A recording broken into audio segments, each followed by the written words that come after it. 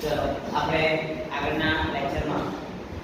વાત કરીએ કે આપણે ખોરાક જોઈએ છે એમાંથી આપણને શું મળે છે પોષક દ્રવ્યો અને એ પોષક દ્રવ્યોમાંથી જે શક્તિ મળે છે એ શક્તિનો ઉપયોગ આપણા શરીરની અંદર જે ક્રિયાઓ થાય છે બરાબર વિવિધ રીતે જે ક્રિયાઓ થાય છે એના માટે આપણે ઊર્જાનો ઉપયોગ કરીએ છીએ અને એ જે ક્રિયા આપણે કરીએ છીએ શેના માટે કરીએ છીએ આપણા શરીરને ટકાવી રાખવા માટે બરાબર તો એ જે ક્રિયાઓ છે એ કઈ કઈ છે તો શ્વાસ લઈએ છીએ આપણે પોષણ મેળવીએ છીએ હલનચલન કરીએ છીએ આપણી વૃદ્ધિ થાય છે શરીરમાં વધારો ઊંચાઈમાં વધારો થાય તો આ બધી જે ક્રિયાઓ છે એ ક્રિયાને એટલે કે પોતાનું અસ્તિત્વ ટકાવી રાખવા માટે જે ક્રિયા કરે એને કહેવામાં આવે જૈવિક ક્રિયાઓ તો આપણે તમારું 5મું યુનિટ જે છે જૈવિક ક્રિયાઓ એના વિશે ચર્ચા કરવાની છે બરાબર તો જૈવિક ક્રિયાઓ શું છે તો આપણે આગળ જોયું કે મનુષ્ય પોતાનું જીવન ટકાવી રાખવા માટે મનુષ્ય પર શું છે સજીવ છે તો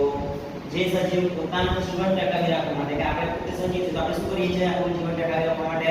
ખોરાક લઈએ છીએ શ્વાસ લઈએ છીએ હલનચલન કરીએ છીએ પછી આપણી વજનમાં વધારો ખોરાક મેળવીએ એના દ્વારા આપણને શક્તિ મળે છે અને એના દ્વારા આપણી ઊંચાઈમાં પણ વધારો થાય છે ત્યારબાદ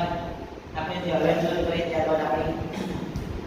મગજ જે છે એનું નિયંત્રણ અને સંકલન પણ કરી શકાય ઉત્સર્જનની ક્રિયા કરીએ છીએ પ્રજનનની ક્રિયા છે બરાબર વહન અને પરિવહન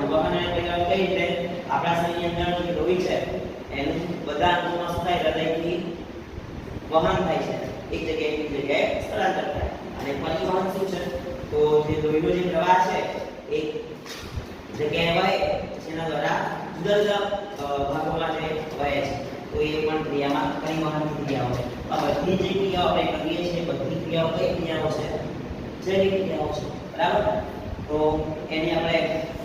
વ્યાખ્યા સમજીશું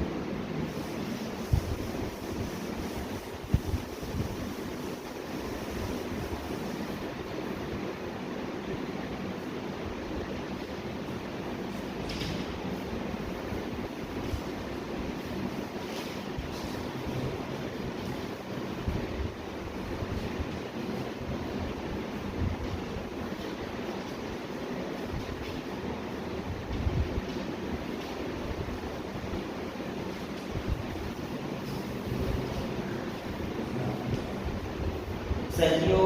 પોતાનું જીવન ટકાવી રાખવા માટે જે ક્રિયા કરે એને શું કહેવામાં આવે જૈવિક ક્રિયા તરીકે